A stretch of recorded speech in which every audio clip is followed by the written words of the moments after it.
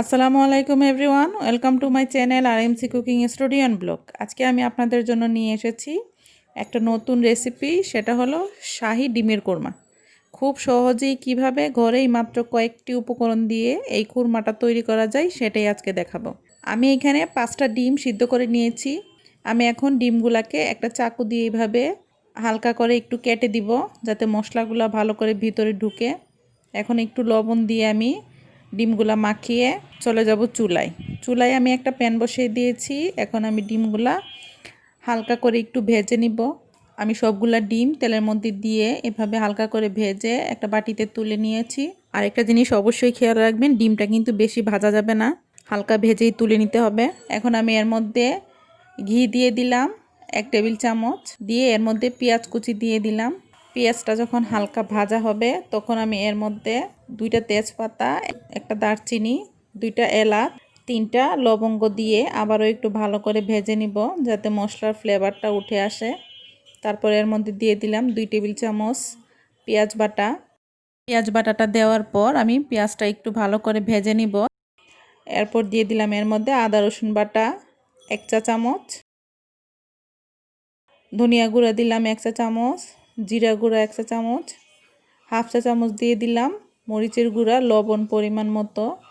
আর বাদাম বাটা নিয়েছি আমি 1 চা চামচ। আমি কাঠবাদাম দিয়েছি, আপনারা যে কোনো বাদাম দিতে পারেন। সবগুলো মশলা দেওয়ার পর আমি ভালো করে মশলাটা কষিয়ে নিব, আর হালকা একটু পানি দিয়ে দিব যাতে মশলাটা পুড়ে না যায়। এভাবে ভালো করে কষানো হয়ে গেলে এর মধ্যে আমি ডিমগুলা ছেড়ে দিব। যখন মশলা থেকে তেল উঠে আসবে তখন আমি ডিমটা দিয়ে দিব। মশলার সাথে ভালো করে ডিমটা মেশানো হয়ে গেলে আমি এর মধ্যে দুধ দিয়ে দিব 1 কাপের মতো। তারপর আমি মশলার সাথে দুধটা ভালো করে মিশিয়ে নিব। আর এরপর আমি এর মধ্যে দিয়ে দিব কাঁচামরিচ। আমি এখানে 3টা কাঁচামরিচ দিয়েছি। কাঁচামরিচটা আমি আস্ত দিয়েছি যাতে ঝালটা বেশি বের না হয়। তারপর একটা ঢাকনা দিয়ে দিব 5 মিনিটের মতো। 5 মিনিট পর ঢাকনা খুলে আমি আবারও ভালো করে একটু নেড়ে দিব। আর এ পর্যায়ে কিন্তু মশলাটা ভালো করে কষানো হয়ে গেছে। দেখুন তেলটা উপরে উঠে এসেছে। আমি এর মধ্যে দিয়ে দিলাম কেওড়া জল 1 চা চামচ।